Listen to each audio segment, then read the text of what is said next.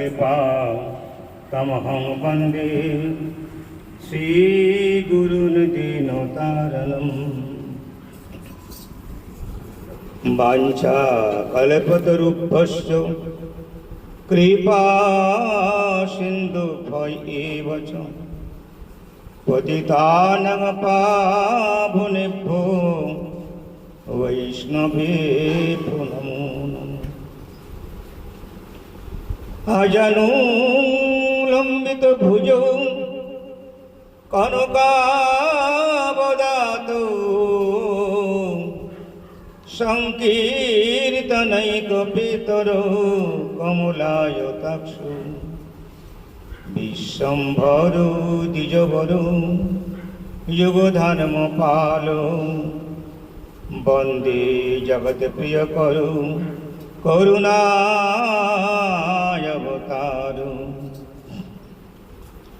नमः श्रीकालसत्याय जगन्नाथसुताय च सभीताय सपुत्राय सकलत्रयते नमः। पादौ यदीय प्रथम द्वितीय तृतीय तुर्यौ कथित यदुरु नाभिस्तथा पञ्चम एव षष्ठौ भुजान्तरं तं जुगलौ तथान्नौ कण्ठस्थराजं नवम यदीयो मुखारविन्दं दशम प्रफुल्लम् एकादश यस्य ललाटपट्टं शिरोऽपि तु द्वादश एव भाति। तमादिदेवं करुणानिदानं तमालवर्णं श्वेतावतारम् अपार संसार समुद्र सेतु भजामहे भागवत स्वरूपम्। वृन्दावै तुलसीदेव्यै प्रिया वै केशवश्च च कृष्णा भक्ति प्रदिदेवी सत्यवत्यै नमो नमः। नारायणं नमस्कृतं नरं चैव नरोत्तमं देवीं सरस्वती व्यासं ततो जयमुदीरये। श्रीकृष्ण चैतन्य श्री प्रभु नित्यानंद श्री अद्वैत गदाधर शिवासादि गौरभक्तवृंद। हरे कृष्णा कृष्ण कृष्ण हरे हरे हरे राम राम राम सनातन भक्त रघुनाथ এই ছায় গোসার করি চরণ বন্দন যাওতে বিঘ্ননাশয় অভীষ্ট পূরণ। নিতাই গৌর সীতানাথ প্রেমানন্দে গৌর হরি বল। নিতাই গৌর সীতানাথ প্রেমানন্দে গৌর হরি বল। নিতাই গৌর সীতানাথ প্রেমানন্দে গৌর হরি বল। রাধে। सर्वत्रे परम करुणामय पतित पावन संबंध ज्ञान प्रदाता आमनाय धारा नित्यत्व संरक्षणकारी परमाराध्यतम अस्मदीय गुरुपाद पद्म नित्यला प्रविष्ट ओंग विष्णुपाद अष्टोत्तर शत श्री श्रीमद परमहंस राज आचार्य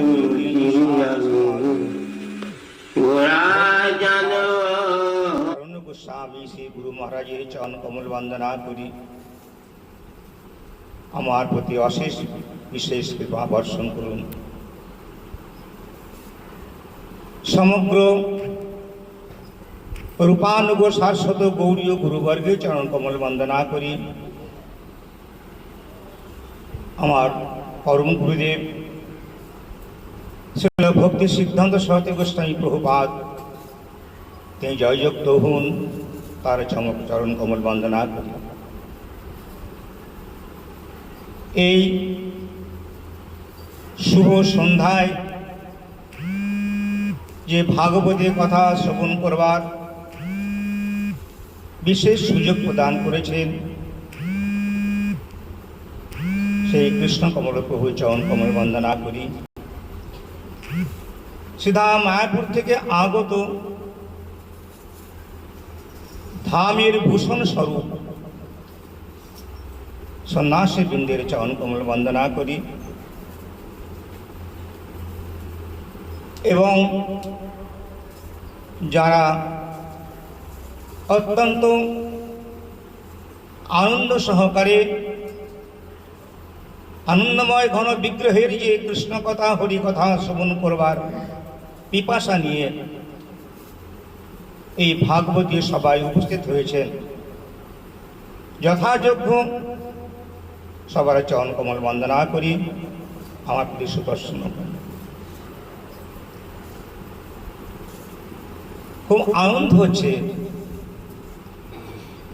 আমার, যে আনন্দটা এই পার্থিব জগতে কারোর কাছে কোথাও পাওয়া যায় না কিছুর বিনিময়ে। আমি তোমাকে এটা দেবো, আমাকে আনন্দ দাও না, তো আছে। এই জগতের আনন্দ নেই তা নয়, আছে। সে আনন্দটা কেমন, সাময়িকভাবে আমি খুব আনন্দ পাচ্ছি, কিন্তু এই আনন্দের পেছনে রয়েছে নিরানন্দ, দুঃখ।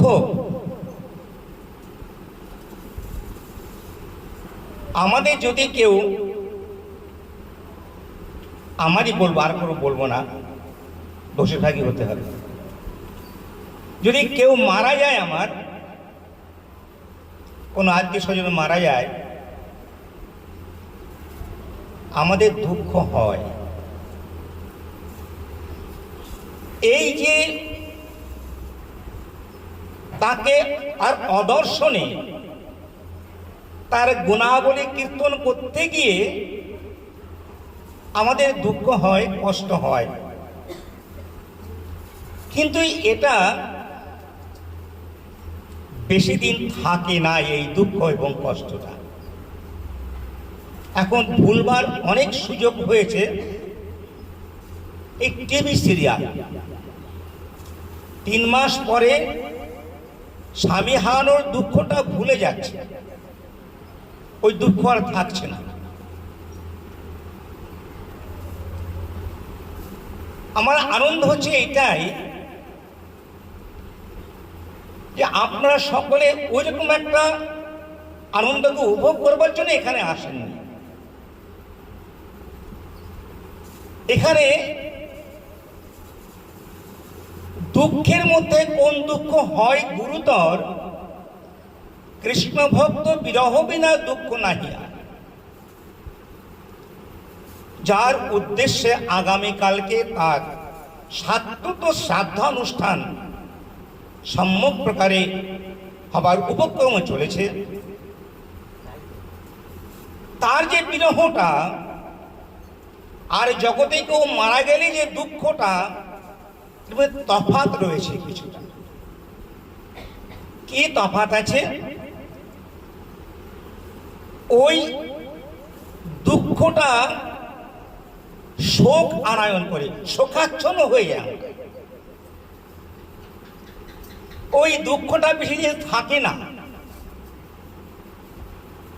ওই শোকটা আমাদের সাময়িকভাবে শারীরিক, মানসিক, পারিবারিক আমাদের কষ্ট দেয়।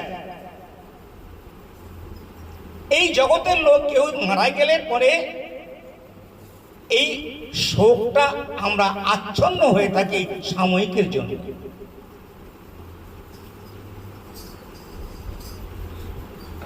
আর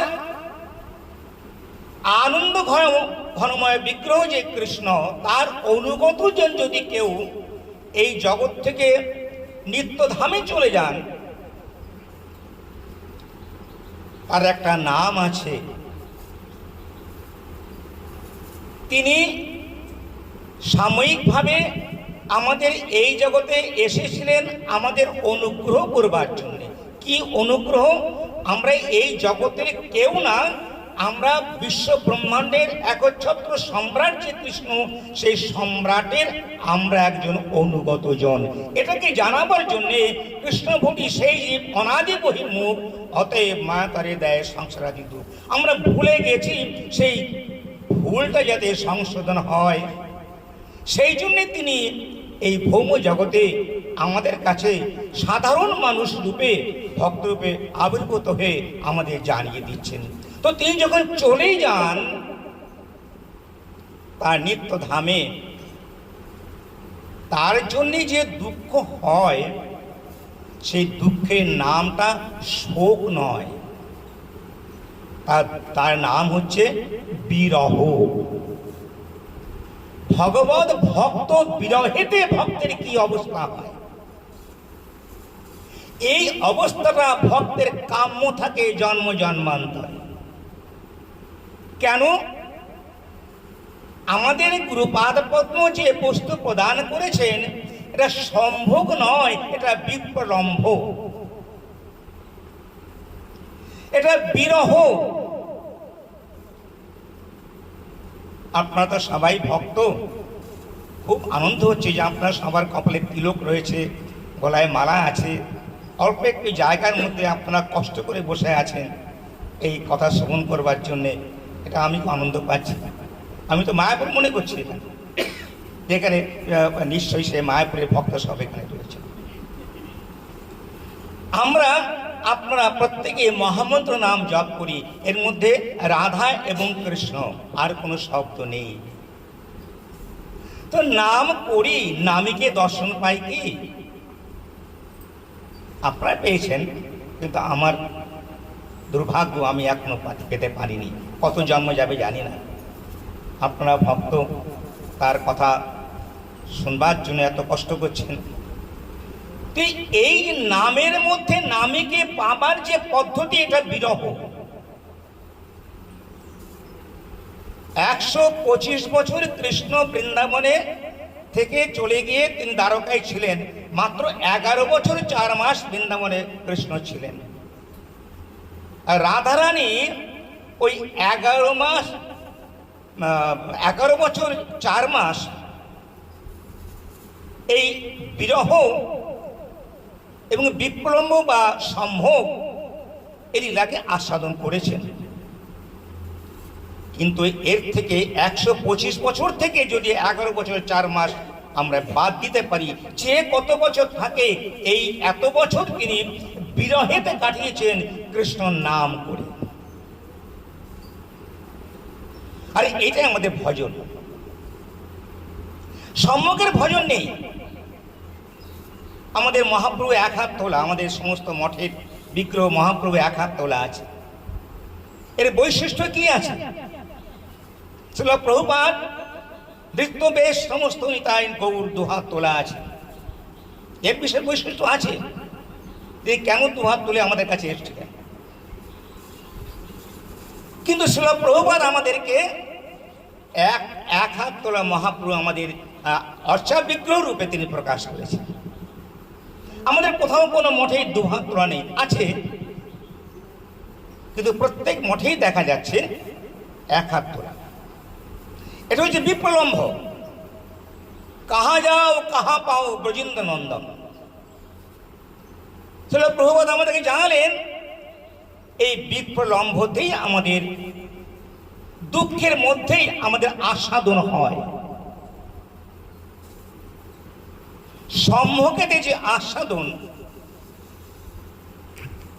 ললিতা বিশাখা রাধা গোবিন্দের মিলন করিয়েছিলেন কেশর কুঞ্জেতে।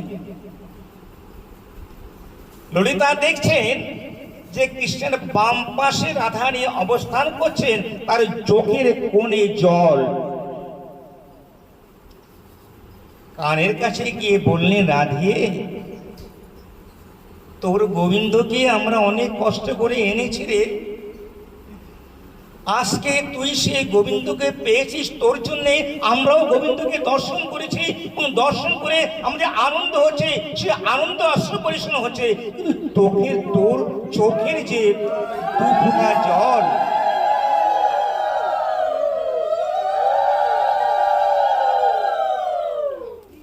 এই জলটা কিসের রে? আনন্দের তো। আমাদের আনন্দ হচ্ছে। শ্যামসুন্দর কোথায় গরু চড়াচ্ছেন, কোথায় তিনি আছেন, আমরা তোর জন্যই খুঁজে এনেছি। আর তোর জন্য শামসুন্নারকে দর্শন করতে পারছি, আমাদের চোখে জল পড়ছে আনন্দের জন্য। তা তোর চোখের কোনে জল কেন রাধা? রাধারানী বললেন, ললিতা তোকে আমি কি করে জানাই আমার এই কথাটা? বল রাধে, আমরা শুনবো। তোর মনের ইচ্ছা তো আমরা পূরণ করি। তুই যখন বলিস গোবিন্দকে আনার জন্য আমরা যখন যত কষ্ট আমরা এনে দিই, তুই এই মিলনে সম্মুখ অবস্থাতে তোর পা দিকে গোবিন্দ দাঁড়িয়ে আছেন, হাতে বাঁশি নিয়ে মৃদু হাসছেন, তোর চোখের কোণে জল চিকচিক করছে, এটা কিসের আনন্দের? তো ললিতা আমি বলতে পারছিলাম, খুব কষ্ট হচ্ছে। কেন কষ্ট হবে? তোর কষ্ট হওয়ার কথা।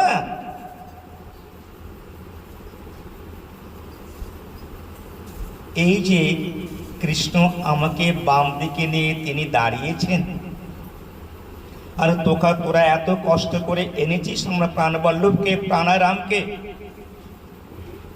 আমি আনন্দ পাচ্ছি। কিন্তু এই আনন্দের পেছনে আমার ওই দুঃখটা, এটা বড় কষ্ট হচ্ছে। কিসের দুঃখ? এই মিলনটা তো ক্ষণিকের জন্য।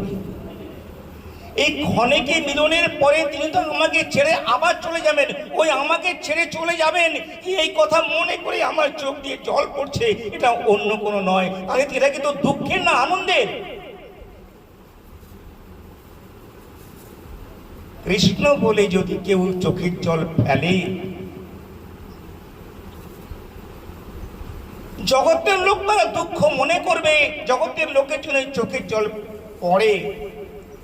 কৃষ্ণ বলে কেঁদে কেঁদে যদি কৃষ্ণকে কেউ ডাকে, তার চোখের জল ফেলে, প্রতিটা চোখের জলের ফোঁটার জন্য কৃষ্ণ দায়ী হয়ে থাকেন যে তোমার এই ফোঁটার দাম দেব, আমি যখন তোমার হয়ে তোমার সেবা করতে পারবো, তখন আমি এই চোখের জলের সেবা করতে পারবো।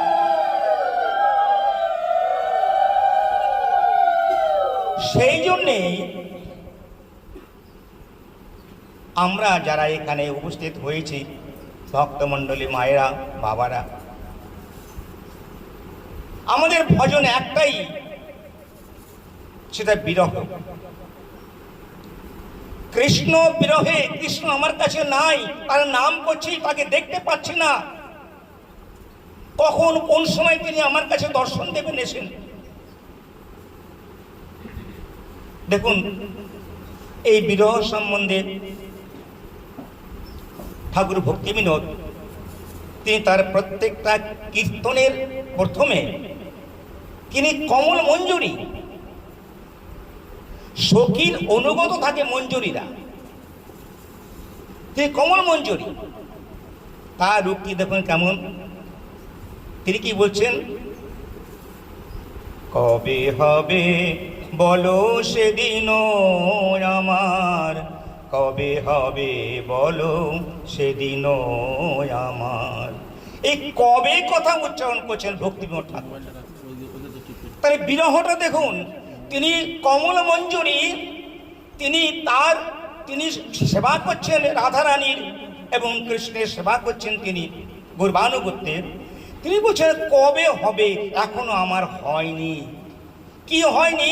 আমি তার সেবিকা, আমি যে মঞ্জুরি, সে মঞ্জুরির ভাব নিয়ে আমি তাকে সেবা করতে পারছি না। তাই তিনি কবে হবে বলো সেদিনও আমার। এই কবে কথা ইন ফিউচার, অনেক পরে, ভবিষ্যৎ, এখনো হয়নি, অর্থাৎ বিরহ। সেই জন্যেই বিরহটাই আমাদের একমাত্র উপাস্য। তো বিরহে কি আনন্দ আছে? কেউ দুঃখ চায় জগতে? কাঁদতে কেউ চায়? হাসতে সবাই চায়, কাঁদতে কেউ চায় না। কৃষ্ণ পাঠালেন উদ্ধব মহারাজকে বৃন্দাবনে, বললেন তুমি আমাদের বাড়ি থেকে উঠবে। কোথায়? কৃষ্ণের বাড়ি নন্দ গোকুলে, গোকুল মহাবনে। সন্ধ্যাবেলায় উপস্থিত হয়েছেন গিয়ে দেখছেন ঘর অন্ধকার, তখন তো লাইট ছিল না, অন্ধকার। মা যশোমতী এক কোণে পড়ে আছেন, অচৈতন্য অবস্থাতে পড়ে আছেন, তার পুত্র তার কাছে নেই। নন্দ মহারাজ আর এক পাশে দাঁড়িয়ে তিনি চোখের জলে বুক ভাসিয়ে, হা কৃষ্ণ, হা পুত্র, তুমি আমাকে ছেড়ে চলে গেলে, আমি বৃদ্ধ হয়েছি, তোমার মনে কি একটু দয়া মমতা নাই যে আমার মা বাবা বৃদ্ধ হয়েছে? দেখো তোমার মা কাঁদতে কাঁদতে অন্ধ হয়ে গেছে, তুমি চোখে দেখতে পায় না। তুমি যদি অন্তর্যামী হয়ে থাকো, তুমি কি সেটা বুঝতে পারো না হে কৃষ্ণ? তিনিও কাঁদছেন। উদ্ধব মহারাজ সাক্ষাৎ বৃহস্পতি শিষ্য, তিনি অত্যন্ত বুদ্ধিমান। তিনি বললেন, ভগবানের বাবা, এই জাগতিক জগতের বাবা, ছেলে চলে গেলে বাবা যেমন হা পুত্র বলে কাঁদে, নন্দ মহারাজ সেই হা পুত্র বলে কাঁদছেন। আমি নিষেধ করব, আপনার কৃষ্ণ স্বয়ং ভগবান, এটা আমরা জানতে পেরেছি, আপনি তার পিতা, আপনি কাঁদছেন হা পুত্র বলে। উনি এক পা দু পা করে এগোচ্ছেন নন্দ মহারাজের দিকে। তিনি যতই এগোচ্ছেন ততই দেখছেন যে নন্দ মহারাজ হা পুত্র, হা কৃষ্ণ বলে কাঁদতে কাঁদতে মাঝে মাঝে অচৈতন্য হয়ে পড়ছে। পরক্ষণে চিন্তা করলেন, আমি তো অন্যায় করতে যাচ্ছিলাম। ও কাঁদছে তো তার পুত্র কৃষ্ণ বলে কাঁদছে। যদি কেউ কৃষ্ণ বলে কাঁদতে পারে, যদি কেউ কাঁদে, তাকে কেউ নিষেধ করো না। জন্ম জন্মান্তরে হা কৃষ্ণ বলে, হা গোবিন্দ বলে সেই চোখে জল ফেললে তাকে কৃষ্ণ দর্শন দেবেন, কোনো ভুল নেই। তাই আমাদের ভজনটাই হচ্ছে বিরহ। বিশেষভাবে যিনি সর্বক্ষণ নামের মধ্যে রহেন, অবস্থান করেন, এর নাম হচ্ছে বিরহ। আর এই বিরহটাই হচ্ছে আমাদের ভজন।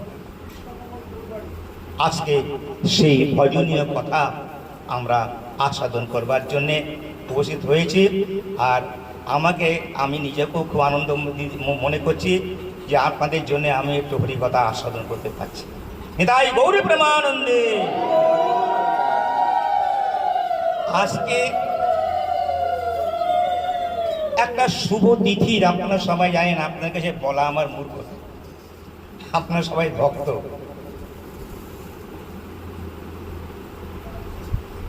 যার ভক্তি আছে সে ভক্ত হয়, যারা প্রচুর ধন আছে সে ধনী হয়। আর আপনাদের সবাই ভক্তি আছে, তাহলে এখানে আসবেন কেন? তাই আপনার সবাই ভক্ত। তো ভক্ত সকাশে যদি কেউ শ্রবণ করেন, কীর্তন করেন, তাহলে তার আস্বাদন করবার বিষয়বস্তুটা আরো প্রখর বৃদ্ধি পায়, আরো আমি জানবো শুনব। তো আজকে তিথিটা হচ্ছে যোগিনী শ্রী একাদশী। যে 26টা একাদশী আছে, দুটো হচ্ছে আমাদের এই যে মলমাসকে বলা হয়, আমরা কি বলি মলমাসকে? পুরুষোত্তম মাস বলি আমরা। এতে দুটো হয়, এটা আসে 32 মাস পরে এই মাসটা আসে, এই সেদিকে গেল এই মাসটা। তো হরিবাসর একে বলা হয় ভক্তি জননী। মা যদি সন্তুষ্ট হয় তাহলে সন্তানের কোনো কষ্ট হয় না। মা ওই ক্ষীরের নাড়ু করেছে, সুন্দর গন্ধ, ছোট ছোট। ও মা, তুমি কি করছো গো? নাড়ু করছি। কিসের নাড়ু? ক্ষীর দিয়ে, চিনি দিয়ে নাড়ু করছি। দাঁড়িয়ে আসতে কিছু বলতে পারছো না যে মা আমাকে একটা দাও, মা ব্যস্ত আছে। যখন হয়ে গেছে তখন বলছে, ও মা, হ্যাঁ বুঝতে পেরেছি, একটা চাই তো? বলছে, হ্যাঁ একটা যদি দাও আমাকে, সুন্দর গন্ধ তো, আমি খাইনি, এর সুবাসটা আমি পেয়েছি। দেখ, ছোট্ট বালক একটা খেয়ে দেখে যে অপূর্ব টেস্ট, সুন্দর আস্বাদনের বিষয়, মা করেছে কষ্ট করে, সুন্দর তো। তখন আরেকটা আমি কী করে চাই। তো মা একটা কোটোয় করে এরকম একটা শেল্ফ আছে, ওখানে রেখেছে, ও ছেলে দেখেছে প্রায় এইখানে মা রেখেছে। এবার আমি মা চলে গেলে আমি এটা পাবো, কিন্তু কি করে পারবে, হাতে পায় না তো, ছোট্ট বালক হাতে পায় না, বহু চেষ্টা করেছে।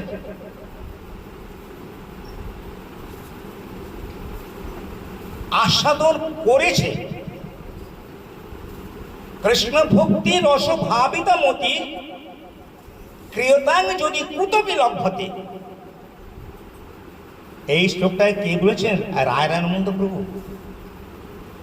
কুতপি লভ্যতে তত্র লোলভে মূল্যে একলম জন্মকোটি সুকৃতি ন লভ্যতে।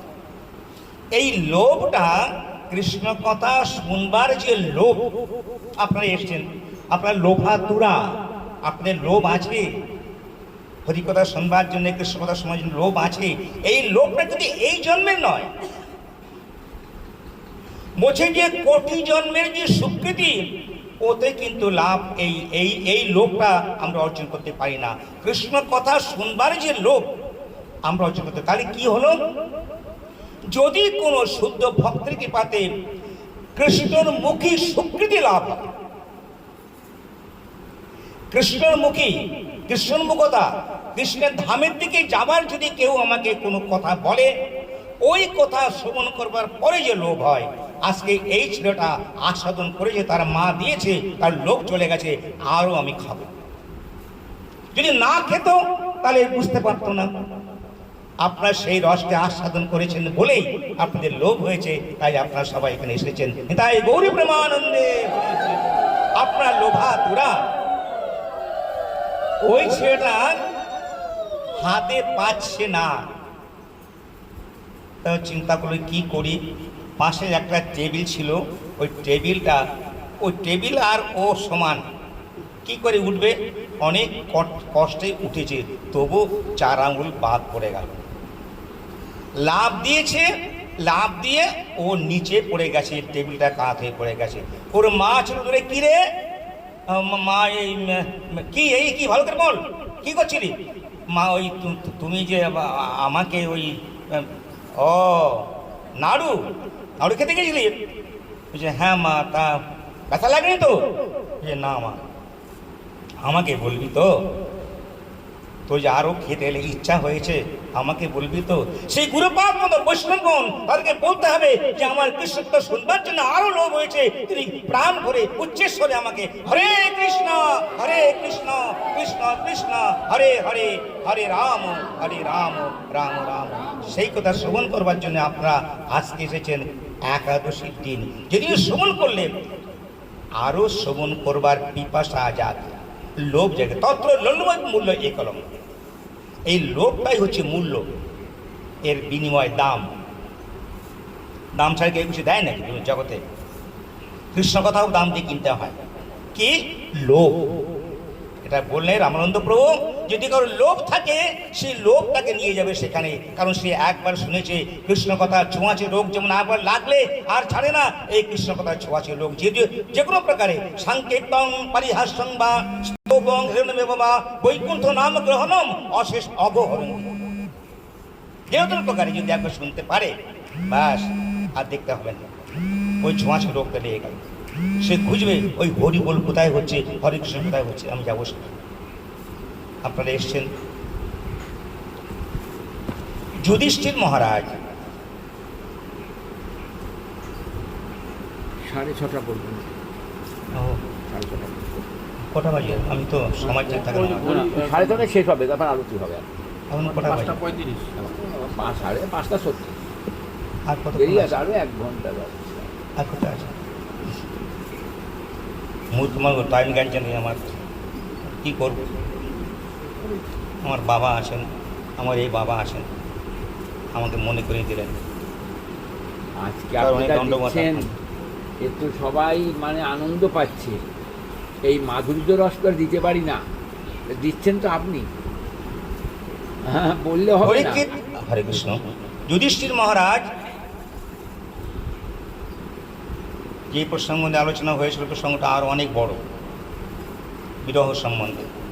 কিন্তু আজকে যে আমার বাবার আদেশ, মার আদেশ, এই বিষয়টা আজকের একাদশীর মাল।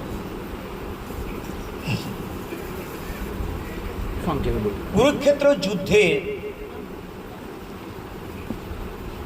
কৃষ্ণ সারথি ছিলেন অর্জুনের। যুদ্ধ শুরু হয়ে গেছে মনে মনে, দুই পক্ষ যুদ্ধ হচ্ছে। একটা হচ্ছে কৌরব পক্ষ আর একটা হচ্ছেন পাণ্ডব পক্ষ। এই পাণ্ডব পক্ষের যে অনেক নারায়ণের সেনা ছিল, ওগুলো কৃষ্ণ দিয়ে দিয়েছেন কৌরব পক্ষ। তো তারা যুদ্ধের জন্যে প্রস্তুত। যুদ্ধক্ষেত্রে যারা আসে তাদের যদি মিনিমিনে হয়, বুড়ো মানুষ হয়, বাচ্চা মানুষ হয়, একবারে রেডি যুদ্ধের জন্য, সবাই দুই পক্ষ রেডি। শুধু শঙ্খটা বাজালেই দুই পক্ষে যুদ্ধ আরম্ভ হয়ে যাবে, রক্ত গরম।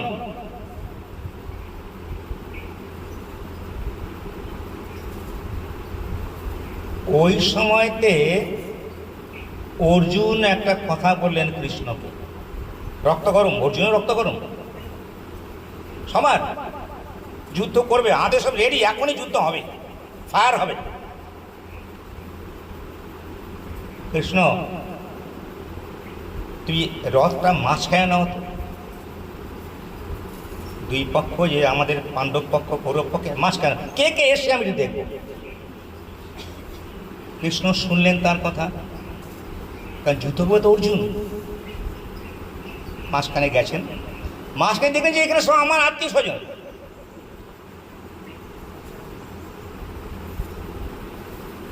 উনি প্রথম গীতার অর্জুন বিষাদ যোগ, বিষাদ কি চলে যুদ্ধক্ষেত্রে? যুদ্ধে বিষাদ চলবে না, ওখানে রক্ত গরম, যুদ্ধ এখনই শুরু হবে, ওখানে বিষাদ আরম্ভ হয়ে গেছে অর্জুনের। তো অর্জুন তখন ওই প্রশ্ন করলেন যে এদের সঙ্গে আমি যুদ্ধ করবো, কিন্তু আমার রাজ্য চাই না, তুই চাই না, আমি যুদ্ধ করবো না। তো যুদ্ধ করতে হবে, কৃষ্ণ বললেন তোমাকে যুদ্ধ করতে হবে। এই কথার জন্য গীতা শুরু হয়, গীতা আরম্ভ হয়। উপদেশ বাণী, গীতা হচ্ছে উপদেশ বাণী। কৃষ্ণ উপদেশ করছেন আর অর্জুন শুনছেন, এবং শুনছেন না, মনে রাখছেন। কোথায়? যুদ্ধক্ষেত্রে। কেমন দুই পক্ষ যুদ্ধ করবার জন্য রেডি, তখন ওই নীতি কথা শোনার কি সময়? আপনারা কি বলেন? আজ রাস্তার দুপাশে যদি দুটো দল থাকে, এ পাশে ধরুন একটা পার্টি, ও পাশে এক পার্টি, সবাই মেশিন গান বন্দুকপত্র নিয়ে আসে। আমি কি বললাম, ভাই তোমরা গীতার কথা শোনো, তোমরা এখন যুদ্ধ করো না। ওরা আমাকে আগে গুলি করবে, বলে এটা আগে গুলি করে, আমাদের রক্ত গরম, আমি দুপক্ষে যুদ্ধ করব, উনি এখানে গীতার কথা শোনাতে এসছেন। কিন্তু অর্জুন তিনি ওই একটা বিশেষ অবস্থার মধ্যে, যেখানে তাদের প্রত্যেকের রক্ত গরম, যুদ্ধ হবে এখনই, সেখানে তিনি কোন মন নিয়ে ধৈর্য সহকারে কৃষ্ণের মুখের ওই নীতি কথাগুলো শুনেছিলেন এবং তা পালন করেছিলেন। এইটা হচ্ছে অর্জুন বিষাদ যুদ্ধ। আমি বেশি যাব না, অনেক কত 1 ঘন্টা সময় আছে। তো যুদ্ধ শেষ হয়ে গেল, জয়ী হলেন ওই কৌরবরা, পাণ্ডবরা, আমার ভুল হয়ে যায় সব, পাণ্ডবরা জয়ী হয়ে গেলেন আর ওরা সব ঘেরে গেল। এরা কারা? দুজন, দুঃশাসন, ওই অন্ধমুনি, কি নাম যেন অন্ধমুনির, এদের বাবা, দুঃশাসন বাবা ধৃতরাষ্ট্র। হ্যাঁ, তো এরা কারা? এরা তারা মানে আকাশে পূর্ণিমার সময় চাঁদ ওঠে না, ওই চাঁদকে ঘিরে বহু তারা ওঠে। এরা কারা? এরা তারা কারা? চাঁদ ঘেরে যারা, এরা তারা। কৃষ্ণচন্দ্রকে যারা ঘিরেছিলেন এরা তারা, আর কেউ নয়। তাহলে বিরোধী পক্ষ কেন? এটা অভিনয় করতে গেলে ভিলেন আর নায়ক বিরুদ্ধ পার্টি চায়। এই বিরুদ্ধ পার্টি এনে ঈশ্বর পরমকৃষ্ণ সচ্চিদানন্দ বিগ্রহ অনাদি আদি গোবিন্দ সর্বকারণ কারণম এটাকে জানাবার জন্যে তিনি বিরুদ্ধ পার্টিকে নিয়ে এসছেন ওই গোলক বৃন্দাবন। যদি এরা অসুর হয়ে থাকে তাহলে ভগবান নিজে কেন তাদের করতে এসছে। যুদ্ধ জয় হয়ে গেল, পাণ্ডবরা জয়ী হলেন। হস্তিনাপুর এবং ইন্দ্রপ্রস্থ, এখন নিউ দিল্লি আর কি বলে পূর্ব দিল্লি, হ্যাঁ বন্ধ করে দেবো, বন্ধ করবো। তো ওইখানে যুদ্ধ জয় হয়ে তিনি সিংহাসনে বসেছেন। কে বসছিলেন? যুধিষ্ঠির মহারাজ। শান্ত, যুদ্ধে জয় হয়ে গেছেন। কৃষ্ণ এখনো দ্বারকায় যাননি। কৃষ্ণ আছেন কার কথায়? তার কৃষ্ণর নাম কুন্তী দেবী। ওর কথায় দুবার, একবার বলছে কৃষ্ণ তুমি যেও না বাবা, তুমি যেও না। উনি আবার কৃষ্ণ তুমি যেও না, আর কদিন থেকে যাও। তার কথায় তিনি আছেন। তো কৃষ্ণ যেখানে থাকেন আর যেখানে যুধিষ্ঠির মহারাজ তিনি আছেন, পঞ্চপাণ্ডব আছেন, সেখানে ওই যুদ্ধের কথা হচ্ছে না। কেমন করে আমরা জয়ী হলাম, কে মারা গেল, এসব কথা হয় না। জিজ্ঞাসা করছে যুধিষ্ঠির মহারাজ কৃষ্ণের কাছে। সিংহাসনে বসেছেন তিনি, মাহাত্ম্য কথা, একাদশীর মাহাত্ম্য কথা তিনি শ্রবণ করছেন কৃষ্ণের কাছ থেকে। কৃষ্ণ তাকে বলছেন, যুধিষ্ঠির মহারাজ বলেন, হে বাসুদেব। এখানে বসুদেব নন্দন হচ্ছেন কৃষ্ণ। কৃষ্ণ কজন আপনারা জানেন? কজন কৃষ্ণ? আপনারা কে জানেন কজন কৃষ্ণ বলুন? সময় সংক্ষেপ, কিন্তু 1 ঘন্টা আমাকে বলেছেন। কৃষ্ণ একজনই। দুজন কি করে হবে? রাসে 100 কোটি গোপী হয়েছিলেন, 100 কোটি কৃষ্ণ হয়েছিলেন। এক কৃষ্ণ। দ্বারকায় 16,008 জন মহিষীর ঘরে ওই 16,008 জন মহিষী কৃষ্ণ সেখানে সেবা গ্রহণ করেছে। এক কৃষ্ণ। ঠিক না? মিথ্যা না, সত্যি এটা। বাবা কি বলেন? সত্যি। তাহলে কৃষ্ণ একজন, কিন্তু অহং বহুস্বামী। লীলাকে আস্বাদন করাবার জন্য তিনি বহু হতে পারেন। সর্বজ্ঞতা শক্তি তার মধ্যে আছে, আর কারোর মধ্যে নাই, কোন দেবতার মধ্যে নাই। কোন দেবতা বলতে পারেন না কৃষ্ণ যা বলেছেন। কি বলেছেন কৃষ্ণ গীতায়?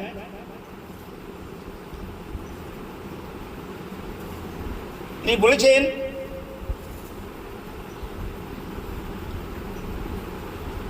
ভুলে যাচ্ছি, তিনি বললেন যে সর্বধর্মান পরিত্যাজ্য মাম একং শরণং ব্রজ অহং ত্বাং সর্ব পাপেভ্য। বহু বচন। কি হবে? মুক্ষৈ স্বামী মা সূচ। এই কথা কোন দেবতা বলতে পেরেছে? হাত তুলুন আপনারা। যে তোমার পাপ আমি নেব? কোন দেবতা, কোন মানুষ বলতে পারবে তোমার পাপ আমাকে দাও? কিন্তু কৃষ্ণ বলেছিলেন। কৃষ্ণ ভজন করতে হবে এই জন্যেই, জন্ম জন্মান্তরে, হে অর্জুন তুমি জন্ম জন্মান্তরে কোটি পাহাড় পরিমাণে পাপ করো, আপত্তি নাই, কিন্তু মামেকং শরণং ব্রজ। আমার শরণ নিলে আমি তোমার সমস্ত পাপকে হরণ করতে পারি, তাই আমার নাম হরি। সেই কৃষ্ণ তিনি বাসুদেব হয়েছেন। এখানে যে কৃষ্ণ আছে, কুরুক্ষেত্রে যে কৃষ্ণ ছিলেন, ওনার হাতে তো বাঁশি ছিল, দেখছেন তো আপনারা? দেখেননি? ছিল, বাঁশি ছিল কি?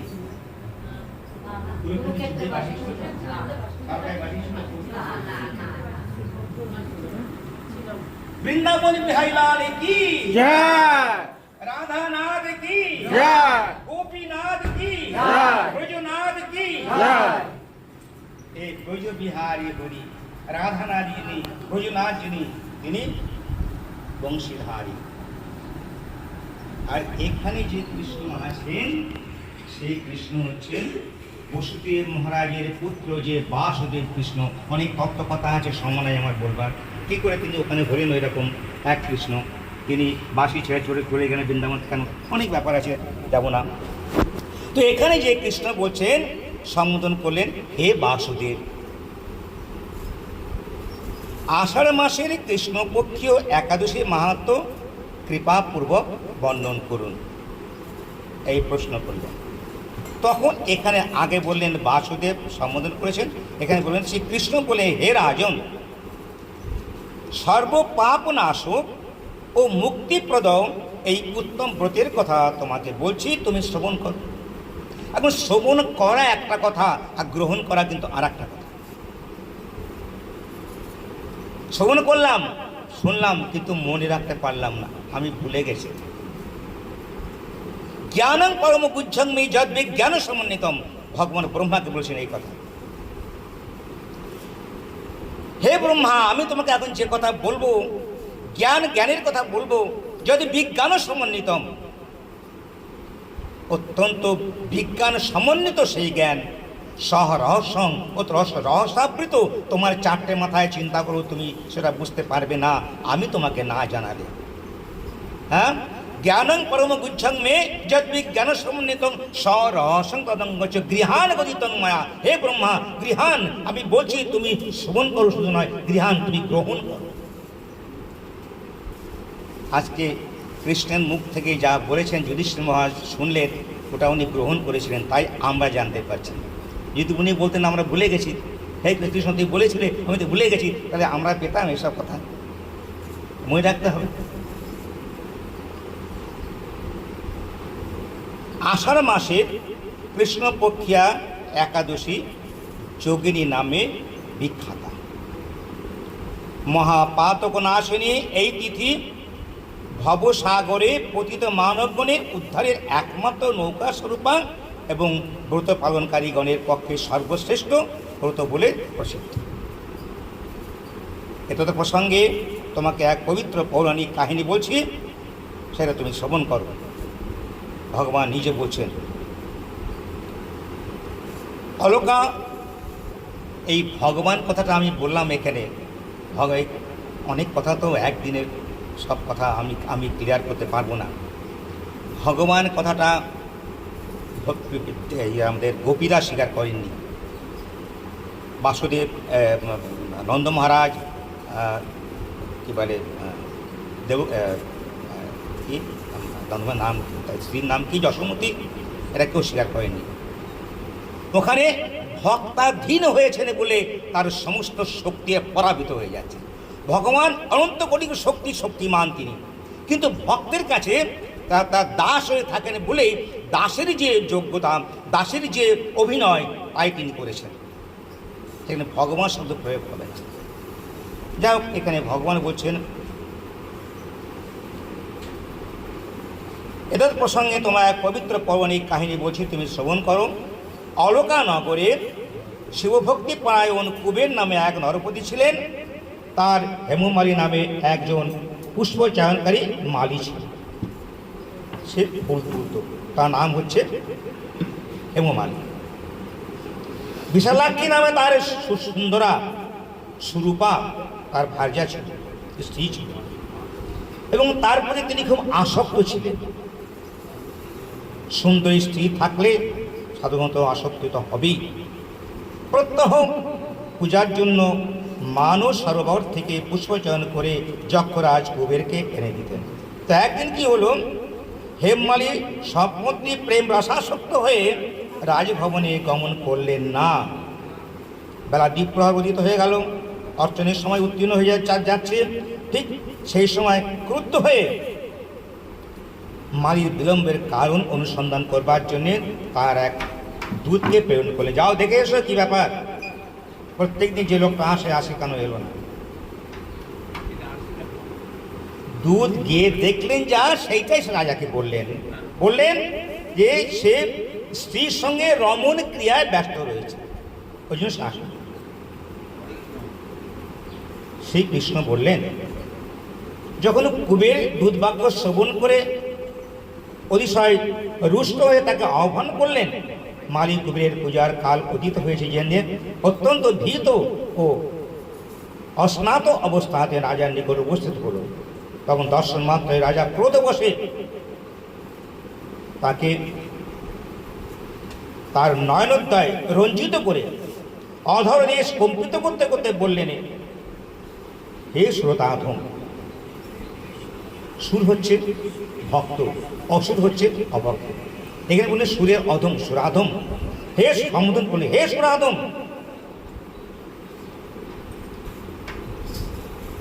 পাপিষ্ঠ, দুরাচার, তুই দেব পূজার পুষ্প আনায়নে অবজ্ঞা করেছিস, সুতরাং সত্তর পত্নীর সঙ্গে স্বর্গ হতে বিচ্যুত হয়ে অধপ্রাপ্ত হতে হ এবং গায়ে তার শ্বেত পুষ্ট উপস্থিত পৌঁছায়।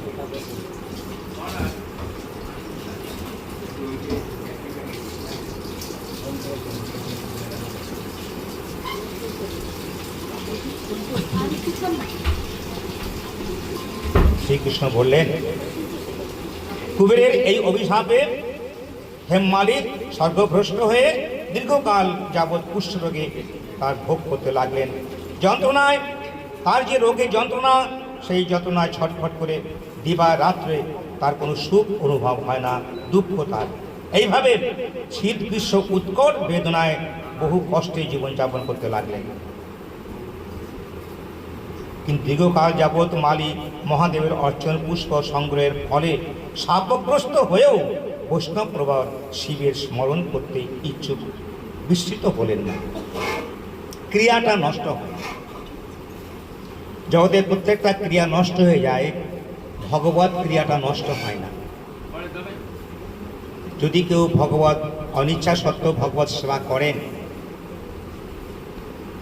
ওটা ব্যাংক ব্যালেন্স হয়ে থাকে, ওটা কাজ করবে। আমি ইচ্ছার থেকে বই নাই, সবাই বলছে হরিবল, তাই আমি হরিবল বলেছি, ওটা তোমার কাজ করবে কোনো না কোনো দিন। কি, যারা হরিবল বলে তাদের সঙ্গ করিয়ে দেবে, ওই হরিবল বলে। হৃদয় গৌরী প্রেমানন্দে, এই জন্যে ভক্ত সঙ্গ। এই রোগের এই যে কাঁপছে, সে তার কষ্ট হচ্ছে, কিন্তু সে যে শিবের ফুল দিত, এটা তার মন থেকে যায়নি, আছে। অপরাধটা যদি আমরা স্বীকার করি, আমি অপরাধ করেছি, আরও আমি বড় বড় কথা বলছি, এটা কি বলে না, কি ওই চোরের মায়ের বড় গলা। এরকম আমরা অন্যায় করব, কি অন্যায়, তুই ভজন করবো না, করি তো আমি ভজন, তোমাতে ভালো ভজন করি, আমরা স্বীকার করতে চাই না। এর মনে আছে, যেহেতু শিব ঠাকুর তিনি পরম বৈষ্ণব, তাকে পূজা করেছে, ওটা তার মনে পড়ল, এই কাজ দেবে। যদি তার 20 বছর 40 বছর তার জেল হয়ে যায়, ওটা কম হবে তার কৃপাতে। একদিন মালি তার হরে কৃষ্ণ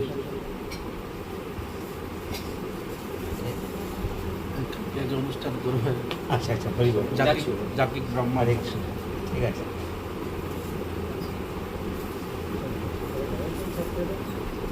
ওই মালি তার স্ত্রীর সঙ্গে ভ্রমণ করতে করতে হিমালয় প্রদেশে মার্কণ্ড ঋষির আশ্রমে গিয়ে উপস্থিত হলো। এই কাজ করছে। আমি যদি অনিচ্ছা সত্ত্বেও হরিনাম শুনি বা হরিনাম করি, হরি সেবা করি, ওটা নষ্ট হবে না। জগতে সব নষ্ট হলো, ওটা একদিন একদিন কাজ করবে। অন্যায় করে যে তার শাস্তি হলো, তার শাস্তিটা এমন হলো যে ওই কষ্ট অনুভব করছে, ওটা তার শাস্তি হলো। উপশম কি করে হলো? ঘুরতে ঘুরতে একটা মুনির আশ্রমের কাছে গিয়ে উপস্থিত হলো। অন্য জায়গায় যেতে পারতো তো, ওই কাজ করলো, সেবা করেছে তো। মার্কণ্ড মুনি তার বাড়ি, তার যে আশ্রম, সেখানে তিনি উপস্থিত হয়েছেন। তিনি স্নান করে আসছেন, ওই সময় তার সঙ্গে সাক্ষাৎ। তিনি কি বললেন, তোমার কি অবস্থা কেন? বলে আমি এরকমভাবে অন্যায় কাজ করেছি, ফুল দিতে না পেরে আমি স্ত্রীর সঙ্গে আমি ছিলাম প্রেমালাপে, আমার এই জন্য তিনি অভিশাপ দিয়েছেন। আমার কৃপা করে আপনি বলুন যে আমার কি এর থেকে রেহাই।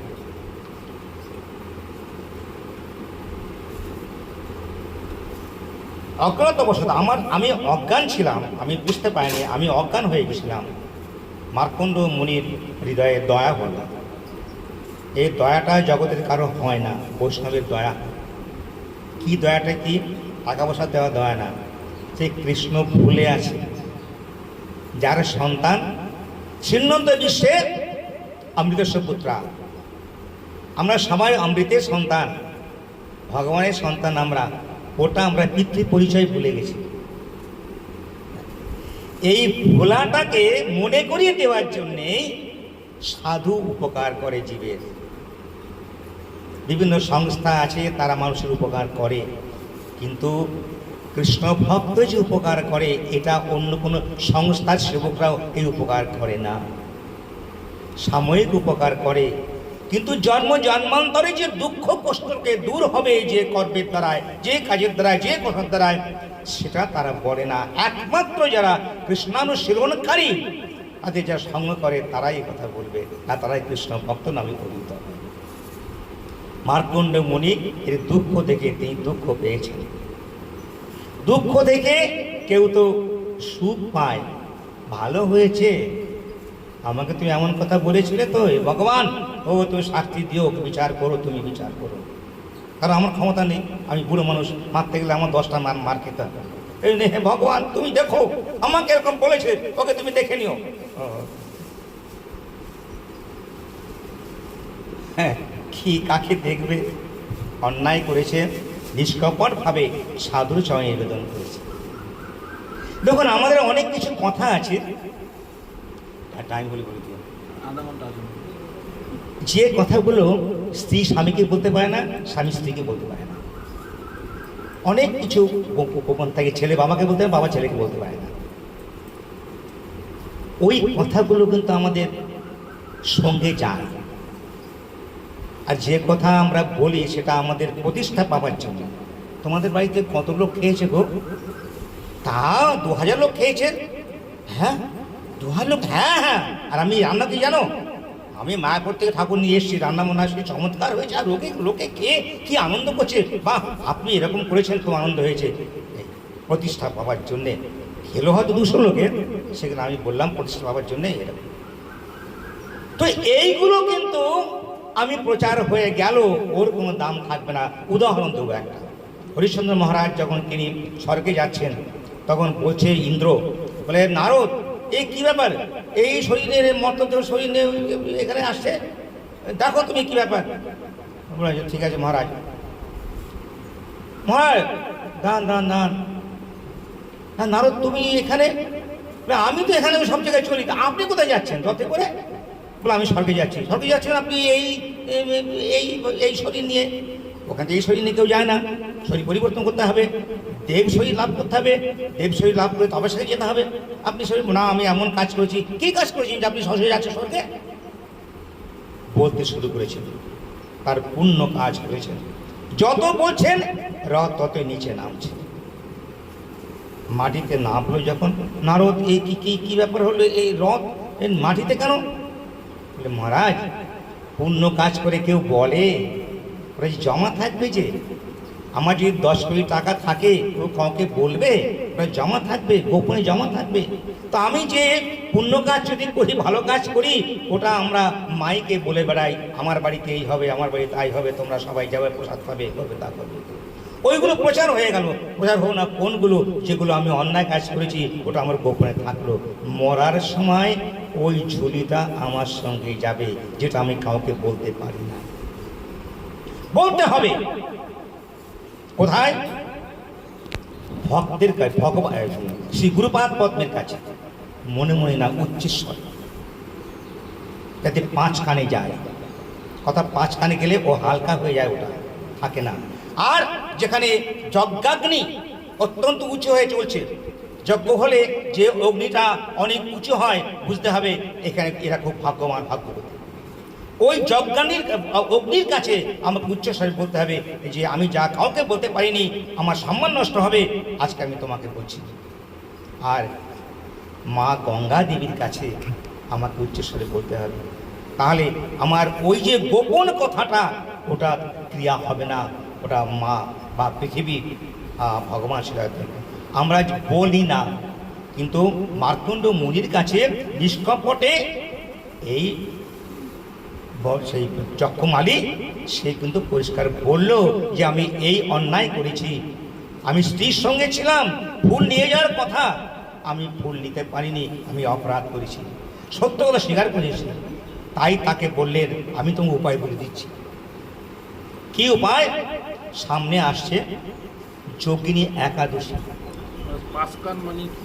হ্যাঁ, আপনি যে বললেন 5 কান, 5 কানে বলতে হবে, শুনতে হবে। না শুনতে হবে না, আমাকে বলতে হবে যাতে 5 কানে চলে যায়। আমি উচ্চস্বরে গোপনে গোপনে বললে ভালো লাগে 5টা না। কান কি? 5টা কান মানে 5 জন লোক আছে বা 5 জন এখানে আছে, ওই 5 কান।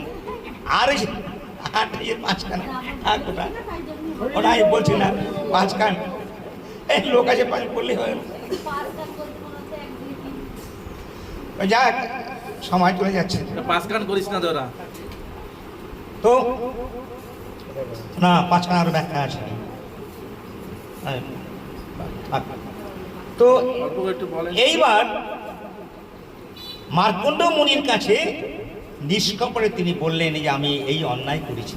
এই কেউ বলে যে আমার বউর সঙ্গে আমি ছিলাম, আমি যদি যাইনি, অন্য কথা বলবে, আমি কাজে ব্যস্ত ছিলাম, কিন্তু পরিষ্কার বলেছেন।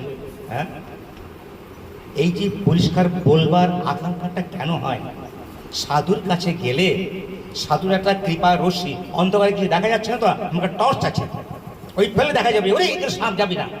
তো সাধুর কাছে গেলে তার কৃপা দৃষ্টি, একটা ফোকাস আমার হৃদয়ে পড়ে, তখন আমার সত্য কথা বলতে, আপনার থেকে সত্য কথা বেরিয়ে যাবে। আর আমরা মিথ্যাবাদীর কাছে যাই, আমরা মিথ্যা কথাটা আমার হৃদয়ে আমরা স্থান দিই, সেই জন্য আমরা সত্য কথা বলতে পারি না। লেখা আছে সদা সত্য কথা বলিবে, ওটা লেখা আছে। পাঠক মশাই, স্ত্রী বলছে যে তুমি পাঠ করো সব জায়গাতে, তোমার সুনাম আছে, তো আমাকে একদিন নিয়ে চলো, শোনাও। দেখো অনেক দূরে দূরে হয়, বাড়ির কাছে হলে তোমাকে নিয়ে যাবো। একদিন হলো, সেদিকে ছিল কি নিয় সেবা, কার্তিক ব্রত, উজ্জ্বল দামোদর ব্রত ছিল। ওই সময় সব আপনাদের মতো সব তিলক করা সব ভক্তরা সব বসে আছে। উনি ওটা ব্যাখ্যা করছেন যে এই মাসে বেগুনি খেতে নেই, পটল খেতে নেই, শিম খেতে নেই, বরবটি খেতে নেই, সরষের তেল খেতে নেই, তিল খেতে নেই, এইসব কথা বলছেন। ওনার স্ত্রী শুনছে, পাঠক মশাই স্ত্রী শুনছে, বলে উনি তো আমাকে এসব কথা বলেননি। যা শুনে বাড়ি চলে গেছেন। পরের দিন সকালবেলায় বলছেন দেখো আমি তো শিষ্য বাড়ি যাচ্ছি, হ্যাঁ তুমি দুপুরে বলে ঘরে কিছু নেই, কী রান্না করবো? বলে মুগ ডাল তো আছে, ওই রান্না করবে, আর বেগুন আছে গাছে, ওই রান্না করবে, ভাজা করবে। বলে তুমি যে কালকে বললে যে বেগুন এই মাসে খাওয়া নিষেধ আছে, তুমি আমাকে বেগুন, ও আরে তোমাকে আমি এই জন্য পাঠ শুনতে নিই না। শুনছ? পাঠ শুনতে কেন নেয় না? তাহলে কি আমি, শোনো শোনো, সিদ্ধান্ত জানো না তুমি, তো মেয়ে ছেলে কেউ জানবে, তা একটু দয়া করে বলুন সিদ্ধান্ত শুনি। সোজায় বসলেন কোন স্ত্রী, সিদ্ধান্ত শুনবে তো? হ্যাঁ সোজায় বসলেন, হ্যাঁ বলুন, আমি শুনবো এবার। শোনো শোনো, ওই যে পুঁথি মানে ভাগবত, ওই পুঁথিতে যে বেগুনের কথা লেখা আছে ওটা খাওয়া যায় না, গাছের বেগুন খাওয়া যায়। এই সিদ্ধান্ত করলেন। সত্য কথাটা আমরা বলতে চাই না, জানলেও বলবো না, আমাদের ক্ষতি হবে।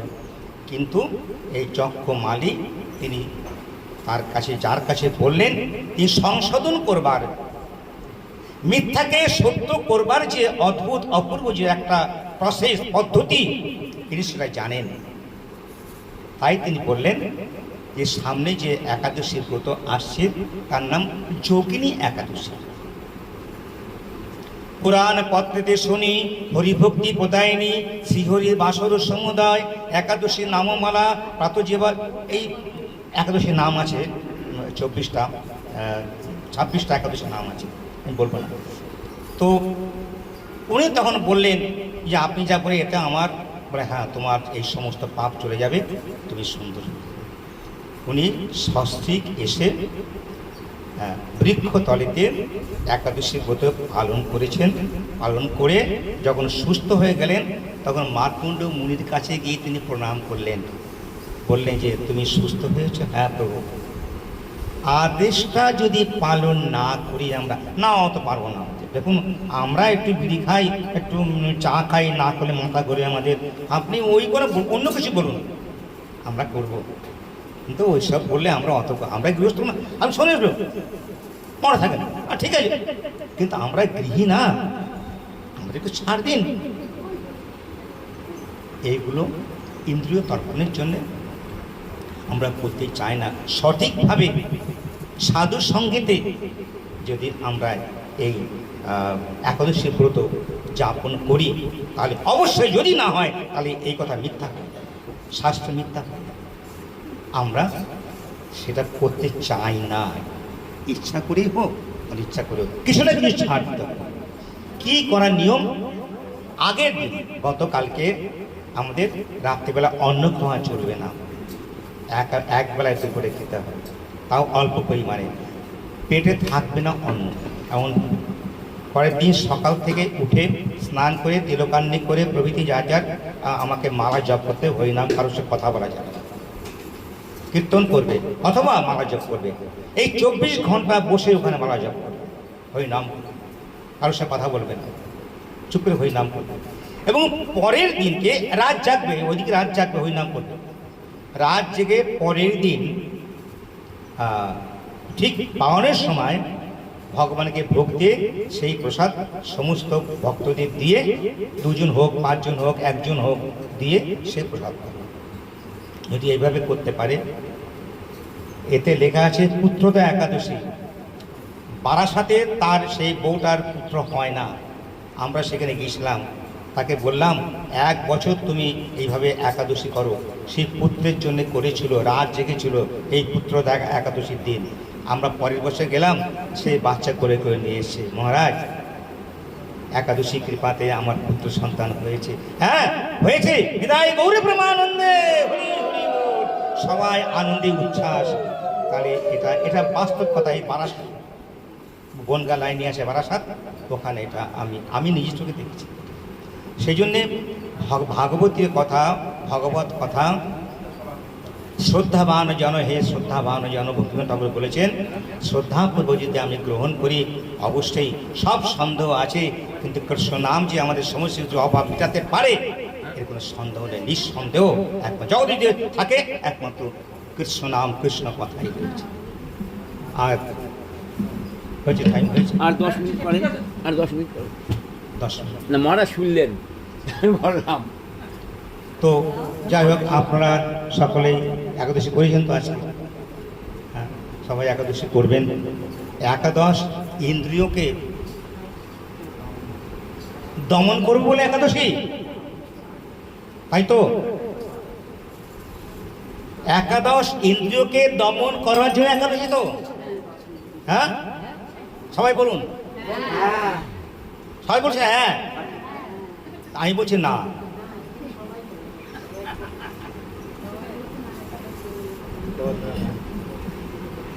মুশকিল হয়ে গেল, আমি বলছি না, আমাদের ঠাকুরমশাই ভক্তিমোহন ঠাকুর, আমাদের গুরুবর্গ যারা, তারা বলেছেন। আমি কেন বলবো, আমি মালিক বলবো। তারা কি বলেছেন? কাম কৃষ্ণ কর্মাপণে ক্রোধ ভক্ত দেশি জনে লোভ সাধুর সঙ্গে হরি কথা। এই ইন্দ্রিয়গুলো, একাদশ ইন্দ্রিয়গুলো তো আমরা তৈরি করি নাই তো, এটা ভগবান আমাদের দিয়েছেন না। আমাদের অঙ্গ প্রত্যঙ্গ এই সমস্ত বাক শক্তি, দৃষ্টি শক্তি, মেধা শক্তি, এই সব হজম শক্তি, এই হজম কে? কৃষ্ণ। গীতায় আছে। তাহলে একাদশ ইন্দ্রকে দমন করবার শক্তি দেবতাদেরও নাই, আমরা তো মানুষ। এইগুলোকে সঠিক কর্ম দিতে হবে, যে কাজ পেলে এরা আনন্দ পায়। সেটা হচ্ছে প্রত্যেকটা রিপুকে, প্রত্যেকটা ইন্দ্রিয়কে আমার সেবায় লাগাতে হবে। কার সেবায়? ভগবত সেবায়।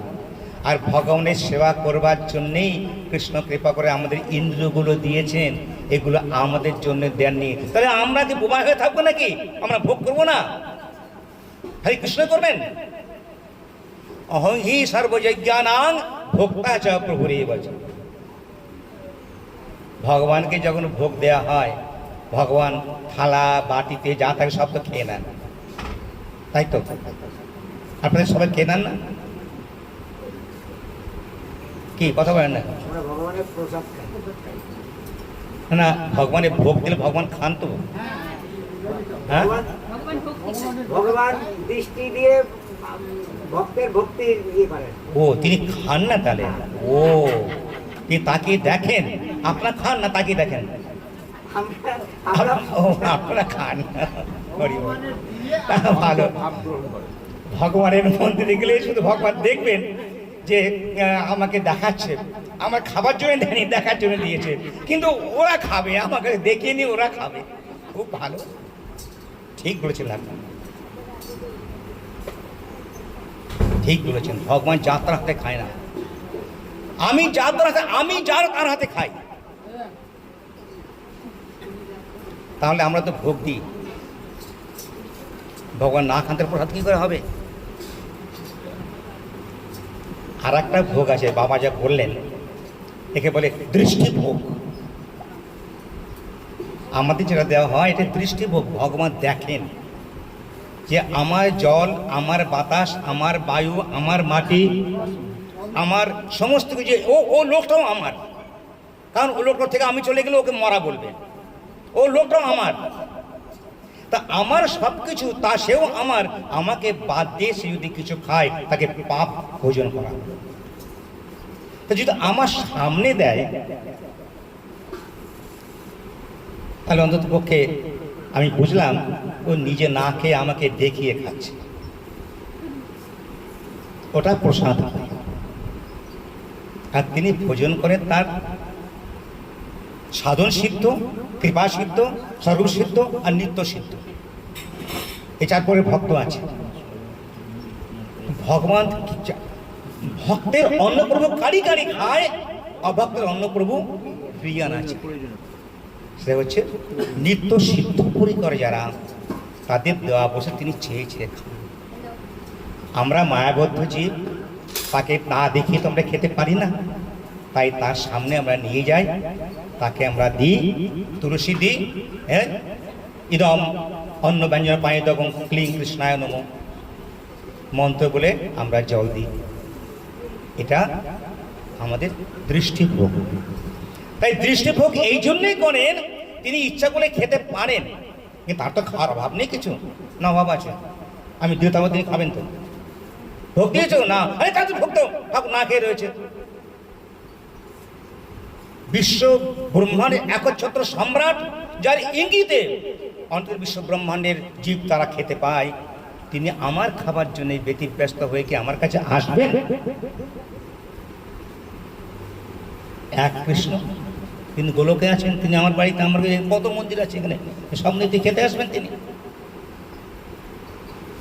শ্রদ্ধাবান জন হে শ্রদ্ধাবান জন, তার কোন খাওয়ার অভাব নেই। অভাবটা আমাদের আছে। আমাদের অভাবটা তখনই যাবে যখন তার সঙ্গে আমরা ভাব করব। এই ভাব করলে আমাদের অভাব চলে যাবে। আমরা ভাব করি না বলে আমাদের সব অভাব পেয়ে বসে।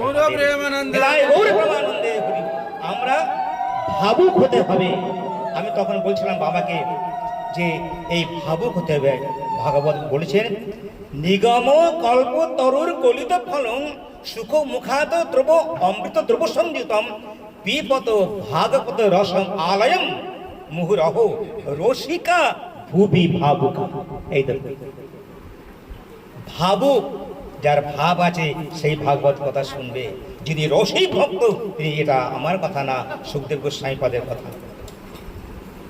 তাহলে আমরা অভাব যাবে কেন? যার সঙ্গে ভাব করার কথা, যিনি গর্ভে রক্ষা করেছেন, যিনি আমাকে মৃত্যুপায় রক্ষা করবেন, তার সঙ্গে ভাব যদি কেউ করতে বলেও, তো তার সঙ্গে ভাব করব।